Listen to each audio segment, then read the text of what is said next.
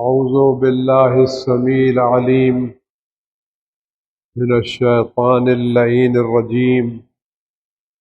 بسم الله الرحمن الرحيم.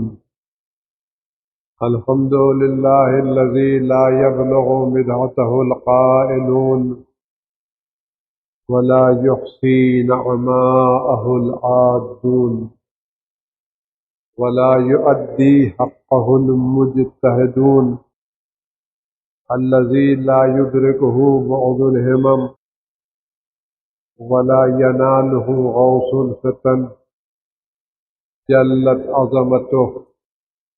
والصلاة والسلام والتحية والإكرام على البشير النذير السراج المنير الطهر الطاهر الدر الفاخر العلم الزاهر المنصور المؤيد الرسول المسدد سيدنا ونبينا أبي القاسم محمد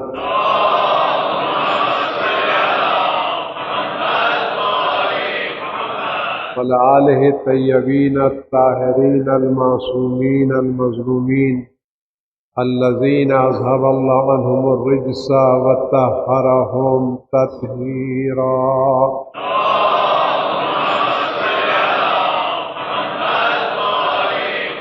سيما على بقية الله في العالمين وخاتم أئمة المعصومين الكهف الحسين وغياث المستر المستكين ملجأ الهاربين وعصمة المعتصمين أرواحنا وأرواح العالمين لقراه بمقدمه فداه عجل الله تعالى فرجه الشريف. واللعنة الدائمة الباقية على أعدائهم وقتلتهم وغاصب حقوقهم أجمعين. أما بعد يا عباد الله أوصيكم ونفسي بتقوى الله. ألا وإن الدنيا قد أدبرت وعاظنت ببداع وأن الآخرة أقبلت وأشرفت باطلاع. ألا وإن اليوم المزمار وغدا السباق السبقة الجنة والغاية النار. أفلا طائب من خطيته قبل منيته العامل لنفسه قبل يوم بوسه. بھائی گرامی، سب سے پہلے آپ حضرات گزارش ہے جن کے پاس ماسک ہے وہ ماسک لگا لیں تاکہ اپنے کو بھی محفوظ رکھیں، دوسروں کو بھی محفوظ رکھیں. اور اگر نہیں لگانے کا شوق ہے تو اتنی دعا کریں کہ یہ وبا ختم ہو جائے. جب تک یہ وبا ہے اس وقت تک آپ ماسک لگائے رہیں اور دل سے دعا کریں. اللہ چاہے گا تو ایک دن میں ختم ہو جائے گی. آپ کی دعاؤں میں اثر ہوا جیبر علیہ الصلوات محمد علیہ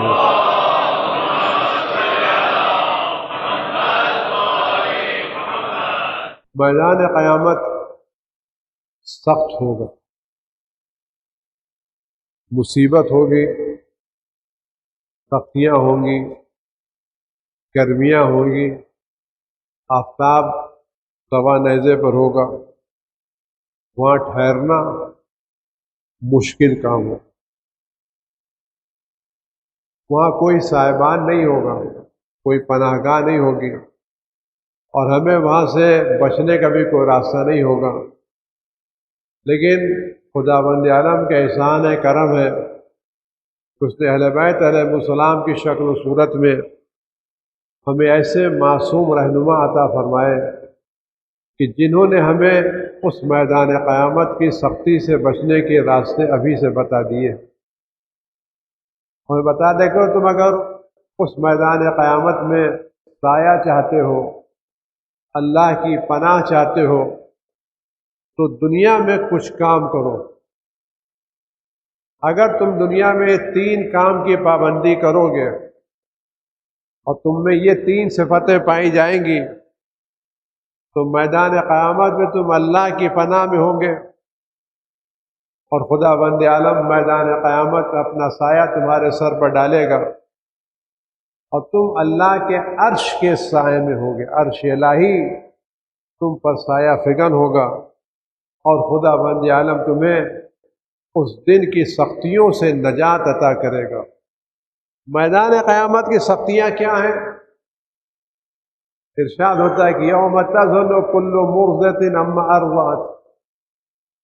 میں قرآن میں ارشاد ہے کہ میدان قیامت ان زلزلۃ الساعۃ شیء عظیم، قیامت کا زلزلہ عظیم زلزلہ ہوگا۔ اذا زلزلت الارض زلزالها، زمین ہلا دی جائے گی جیسے ہلائی جاتی ہے۔ آج یہاں پر زلزلے آتے ہیں 7.8 9 پوائنٹ کے، تو کتنی تباہی بچ جاتی ہے۔ ابھی آپ اپنے گھر پہ آرام کر رہے ہو اور ذرا سا آپ کا گھر ہلنے لگے تو کتنی بے چینی ہوتی ہے۔ آپ پہلے آپ کا پنکھا چل رہا ہے، اب یہ ہل رہا ہے، تو کہتا ہے برتن ہل رہے ہیں، کرسی ہل رہی ہے، جبکہ ہلنا کتنی دیر کا؟ چند سیکنڈ کا۔ لیکن ادھر سب کے حواس باختہ ہو جاتے، کہاں بھاگے؟ ارے زلزلہ آ رہا ہے، دیوار ہل رہی ہے۔ تو جب ہم اتنا معمولی سا زلزلہ برداشت نہیں کر سکتے، تو جس زلزلے کو قرآن عظیم زلزلہ کہہ رہا ہے، ان زلزلۃ الساعۃ شیء عظیم، انداز کیا ہوگا کہ جس دن دودھ پلانے والی مائیں اپنے دودھ پیتے ہوئے بچے کو بھول جائیں گے۔ وحشت دہشت کا عالم یہ ہوگا کہ جن عورتوں کے پیٹ میں بچے ہوں گے وہ اس خوف سے بچے گر پڑیں گے۔ آپ لوگوں کو مدہوش دیکھیں گے، بے ہوش، نشے کے عالم میں۔ یہ نشہ نہیں ہوگا، یہ عذاب الہی کی سختی ہوگی۔ لوگ مدہوش نظر آئیں گے، بے ہوش نظر آئیں گے، یعنی کوئی ادھر گر رہا ہے، کوئی ادھر گر رہا ہے، کوئی ادھر جا رہا ہے۔ اس عظیم زلزلے سے ہم سب کو دوچار ہونا ہے، ان پریشانیوں سے ہم سب کو دوچار ہونا ہے۔ امام فرماتا اگر تم چاہتے ہو اس قیامت کے اس زلزلے سے محفوظ رہو، اور اس دن عرش الہی تمہارے سر پر سایہ کر رہا ہو، اور قیامت کی ہولناکیوں سے تم محفوظ ہو، تو دنیا میں 3 باتیں اختیار کرو۔ اگر یہ 3 باتیں تمہارے میں پائی جاتی ہیں تو میدان قیامت میں تمہیں زلزلے نقصان نہیں پہنچائیں گے، میدان قیامت کی سختیوں سے تم محفوظ رہو گے۔ کون چیز؟ منعات الناس من نفسه ما هو سائلهم لنفسه، جو انسان لوگوں کو وہ دے جس کا وہ خود مطالبہ کرتا۔ جو چیز انسان اپنے لیے پسند کرتا ہے وہی دوسروں کو دے۔ اگر ہم کسی کے یہاں جا رہے ہیں اور یہ توقع لے کے جا رہے ہیں وہ ہماری حاجت کو پورا کر دے، تو کوئی ہمارے کیا ہے، ہم بھی اس کی حاجت کو پورا کرتے۔ اگر ہم یہ چاہتے ہیں کوئی ہمارا احترام کرے تو ہم بھی دوسروں کا احترام کریں۔ اگر ہم یہ چاہتے ہیں کوئی ہماری غلطیوں کو معاف کر دے، ہم بھی دوسروں کی غلطیوں کو معاف کر دیں۔ یہ مسئلے اگر ہم فیملی لائف میں لے آئیں، اگر ہم یہ چاہتے ہیں کہ ہماری الٹی سیدھی حرکتوں کے بعد ہماری زوجہ ہمارے ساتھ محبت سے پیش آئیں، تو ہم بھی ان کی الٹی سیدھی حرکتوں کو محبت سے پیش آئیں۔ اگر ہم یہ چاہتے ہیں کہ جب دل چاہے صبح جائیں اور جب دل چاہے شام کو آئیں کوئی ہم سے نہ بولے، ہم بھی جب گھر جائیں تو جب ناشتہ ملے کر لیں، نہ ملے صبر کریں۔ ہم کوئی چیز بھول جائیں تو کوئی ہم کو نہ پکڑے، تو کوئی دوسرا کوئی چیز بھول جائے ہم بھی اس کو نہ پکڑیں۔ اگر ہم نے کسی سے قرض لیا ہے اور ہم چاہتے ہیں ادا کرنے، ہم کو مہلت دے دے، تو جس نے ہم سے قرض لیا ہے ہم اس کو مہلت دے دیں۔ اگر کسی نے ہم سے قرض لیا ہے اور ہم یہ چاہتے ہیں کہ وہ اپنی ساری ضرورتوں کو چھوڑ کر کے ہمارا قرض ادا کرے، تو ہم بھی اپنی ضرورتوں کو چھوڑ کر اس کا قرض ادا کریں۔ اگر ہم چاہتے ہیں ہمارا پڑوسی ہم کو ڈسٹرب نہ کرے، ہم بھی اپنے پڑوسیوں کو ڈسٹرب نہ کریں۔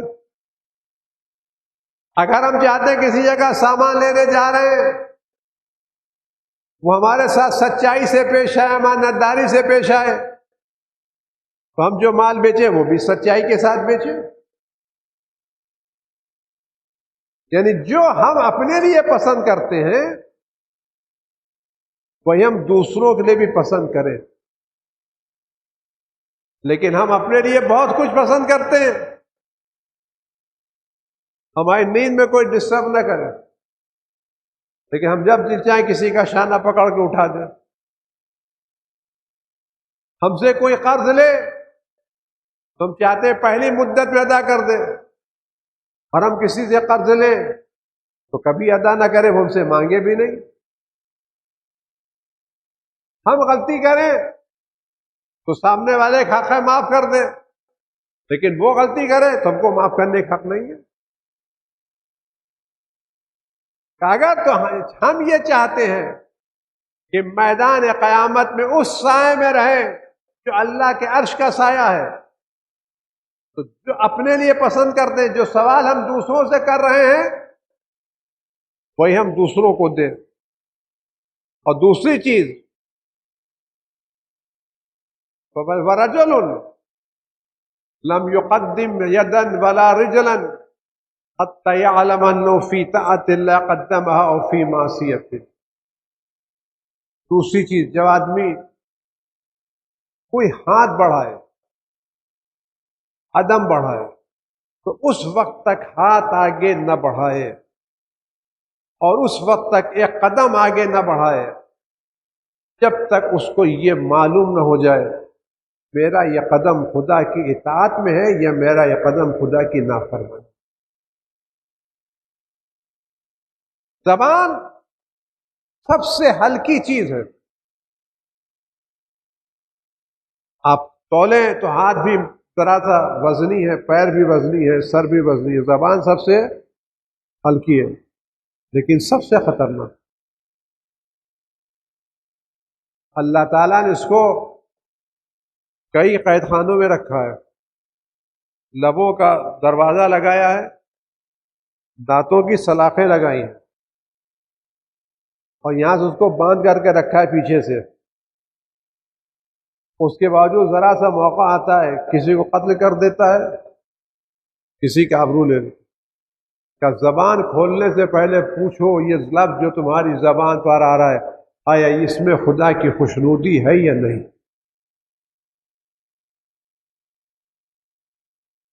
یہ بات جو کر رہے ہو پھر کیوں؟ قرآن کہتا ہے کہ تمہاری زبان سے جو لفظ نکلتا ہے ہم نے اس لفظ پر پہرے دار بٹھا دیے ہیں۔ ہم زبان سے الفاظ کہہ کے آزاد ہو جاتے ہیں؟ نہیں، ہمارا ہر لفظ خدا کے محکمے میں خدا کیا ریکارڈڈ ہے۔ ایک لفظ جو ہماری زبان سے نکلا سب خدا کیا ریکارڈڈ ہے، ہمارے لہجے کے ساتھ اور ہماری نیتوں کے ساتھ۔ آیا یہ لفظ ہم محبت میں کہہ رہے ہیں، ستانے میں کہہ رہے ہیں، مذاق میں کہہ رہے ہیں، طنز میں کہہ رہے ہیں، خوشی میں کہہ رہے ہیں، ہر لفظ اپنی پوری خصوصیات کے ساتھ اللہ کے محکمے میں ریکارڈڈ ہے، یہ پیش کیا جائے گا میدان قیامت. ہم ہاتھ بڑھا رہے ہیں، لے رہے ہیں، دے رہے ہیں، یہ جائز ہے، یہ جائز نہیں. آج کتنے ایسے لوگ ہیں جن کے اپنے کرائے کے مکانات ہیں اور خود بھی کرائے کے مکان میں رہ رہے ہیں. ان کے مکان میں جو دوسرا رہ رہا ہے اس کا کرایہ ہر سال بڑھتا ہے. ہم جس مکان میں رہ رہے ہیں کہ نہیں تو نہیں بڑھ سکتا کرایہ مکان کا.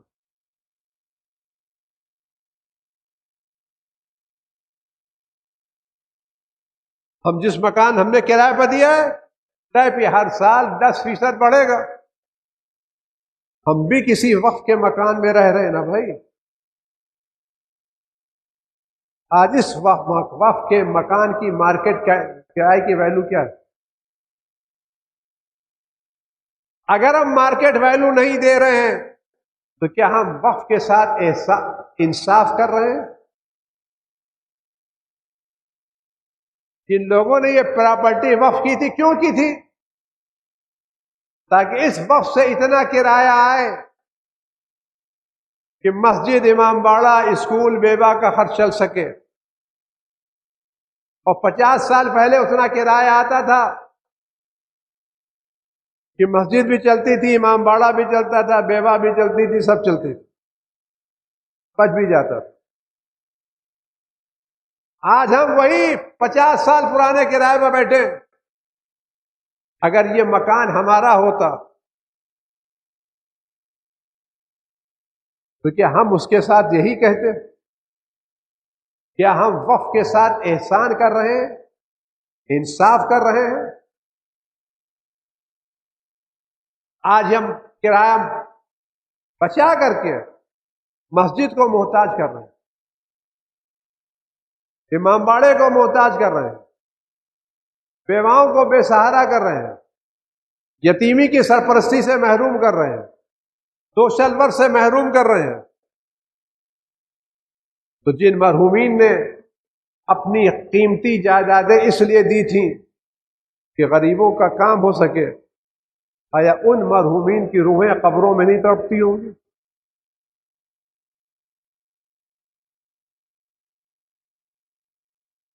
ہم کورٹ کچہری جا کے مطمئن ہو جائیں اللہ لے کے. آپ غور کریں، اگر آج یہ مکان ہمارا ہوتا تو ہم کیا کرتے؟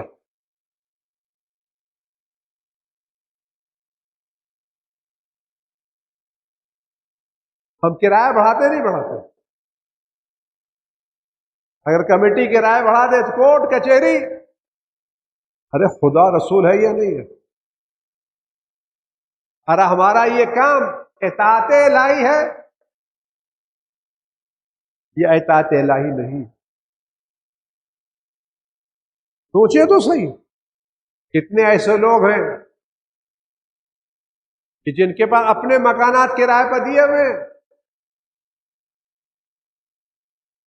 اور خود وقت کے مکان میں 10 روپے کرائے پر رہ رہے ہیں اور بنائیں گے بھی نہیں، مینٹین بھی نہیں کریں گے. ہمارے کیا فیض آباد میں ایک مکان تھا، ہم نے ایک صاحب کو کرائے پر دیا، بہت جھگڑا ہوا، خالی ہو گیا بعد میں. پھر ہم نے کرایہ، ہم نے کہا آپ نے جتنا کرایہ ہم کو دیا ہے نا، اگر آج ہم اس کے ریپیئر کریں کہ اتنی ریپیئر ہو جائے گی؟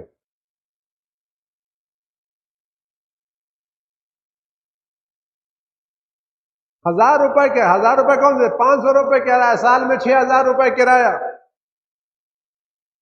پلاسٹر ٹوٹ گیا ہے، کمیٹی بنوانے چاہے تو 20,000 روپے لگیں گے.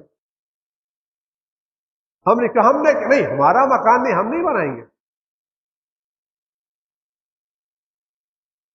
ہم مینٹین نہیں کریں گے. اگر مینٹین نہیں کرنا ہے تو وہ کرایہ دو جو مارکیٹ کا کرایہ ہے.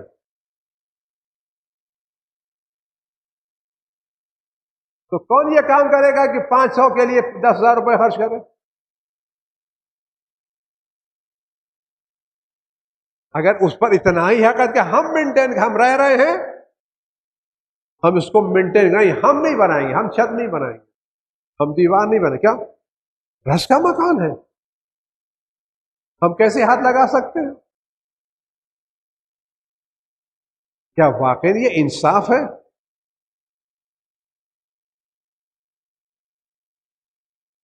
یہ لوگوں حق کو انصاف کے ساتھ بات کرنے کی بات ہے؟ اگر ہم ہیں تو جائیں کہ اس کی مارکیٹ ویلو یہ ہوتی ہے، ہم اس مارکیٹ ویلو کے ساتھ کرائے دینے کے لیے تیار۔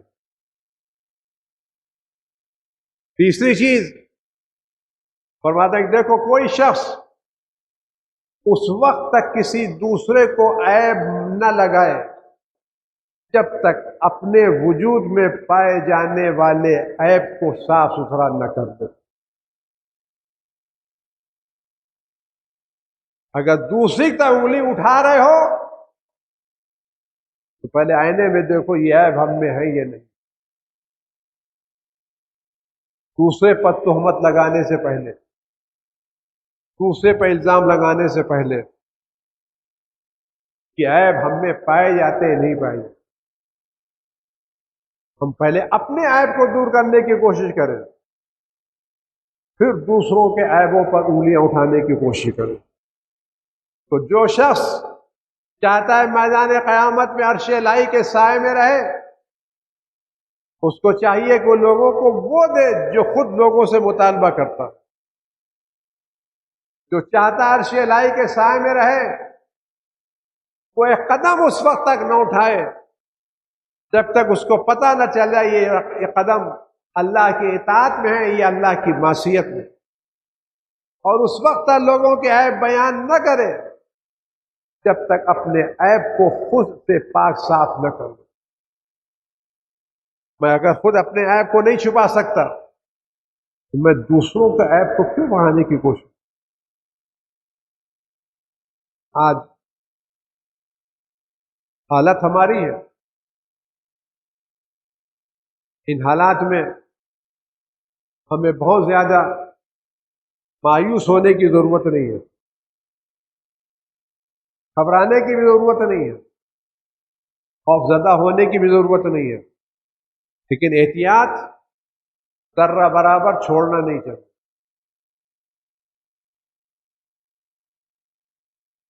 ایک زمانے میں ایک سلوگن ہوتا تھا کہ سودانی ہٹی سر گھٹنا گھٹی، تو ادھر احتیاط آپ نے چھوڑی اور ادھر کوئی مصیبت آپ کے سر آئی تو احتیاط مت چھوڑیے، گھبرائیے نہیں، اپنے امام سے فریاد کیجیے۔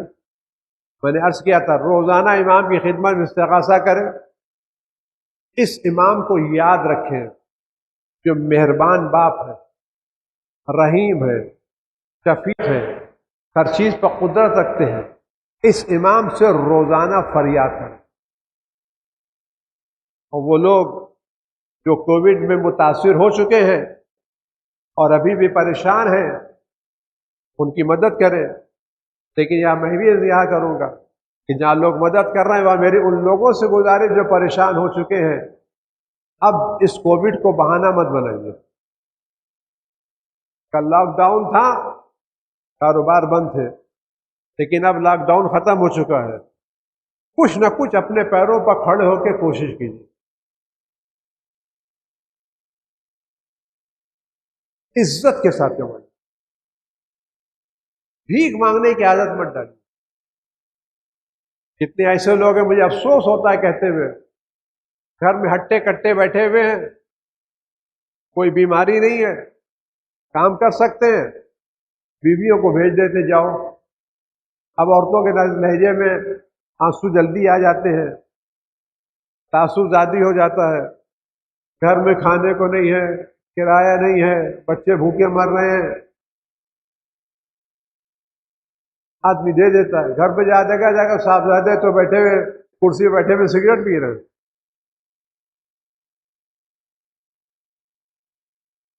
یہ کہاں کی شرافت ہے کہ تم گھر میں رہو، ہم مزدوری کریں گے، اینٹا ڈھوئیں گے، کام کریں گے، شام کو ایک روٹی کھائیں گے لیکن عزت کی کھائیں گے۔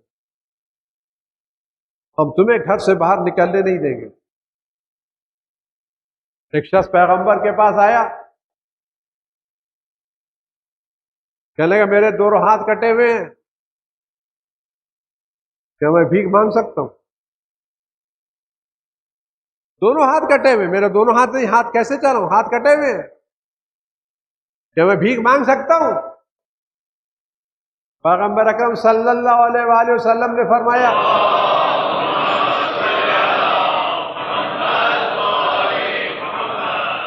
سر ہلاؤ۔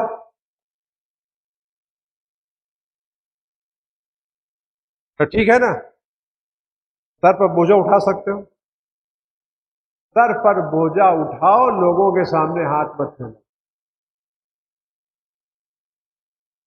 احمل علی راسک واستغن عن الناس، سر پر بوجھا اٹھا لو لیکن دوسروں کے سامنے ہاتھ مت پھیلاؤ۔ 100 روپے 500 روپے لے کے سبزی کا ٹھیلا لگا لو، دوسروں کے سامنے ہاتھ مت پھیلاؤ۔ 5 مہینے کر لو، ہاتھ مت پھیلاؤ۔ کچھ کام کرو، عزت۔ لیکن جب بھیک مانگنے سے آدمی بےغیرت ہو جاتا ہے تو صبح سے شام تک سوائے جھوٹ بولنے کے کچھ کام نہیں ہے۔ بچہ بیمار، کرایہ نہیں ہے، کمر ٹوٹی ہوئی ہے، کتنا جھوٹ بولو گے؟ یہ پیسے جو جھوٹ مانگ کے لیے جاتے ہیں، یہ پیسے جائز ہے کیا؟ کون جھوٹ بولنے میں؟ ہماری بے غیرتی ہم کو جھوٹ بلوا رہا۔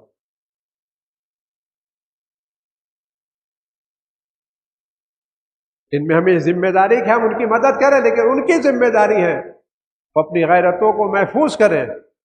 اگر کاروبار نہیں ملتا ہے تو امام ہے یا نہیں؟ اپنے امام سے مدد مانگو، استغاثہ کریں، دعائیں پڑھیں، مانگے، آپ یقین جانیے امام آپ کو عزت کے ساتھ روزی دیں گے۔ امام اپنے کسی بھی چاہنے والے کو ذلیل کرنا نہیں چاہتے۔ خدا ہم سب کو توفیق دے اپنے امام وقت سے رابطہ قائم کرنے کی۔ اعوذ باللہ السمیع العلیم من الشیطان الرجیم، بسم اللہ الرحمن الرحیم، قل هو اللہ احد اللہ الصمد لم یلد ولم یولد ولم یکن له کفوا احد۔ اللہم صلی علی محمد وآل محمد۔ پروردگار امام اس کی ظہور میں تاجیل فرما، خرافت و بلا سما امام کی حفاظت فرما، ہر طرح کے رنج و غم و علم کو ان کو وجود مقدس سے دور فرما، اس بیماری کو جلد دور فرما، جو لوگ بیمار ان کو شفائے کامل عاجل نصیب فرما، پروردگار بقیہ تمام ان کو محفوظ فرما، ہمارے امام میں وقت کے ظہور میں تاجیل فرما۔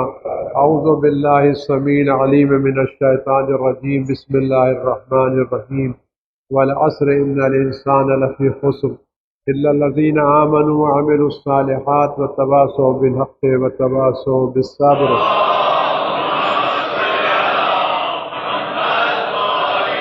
امام کی سلامتی کے تمام بیماروں کی شفا کے لیے بسم اللہ الرحمن الرحیم۔ امن یجیب المضطر اذا دعاہ ویکشف السوء، امن یجیب المضطر اذا دعاہ ویکشف السوء، امن یجیب المضطر اذا دعاہ ویکشف السوء، امن یجیب المضطر اذا دعاہ ویکشف السوء، امن یجیب المضطر اذا دعاہ ویکشف السوء۔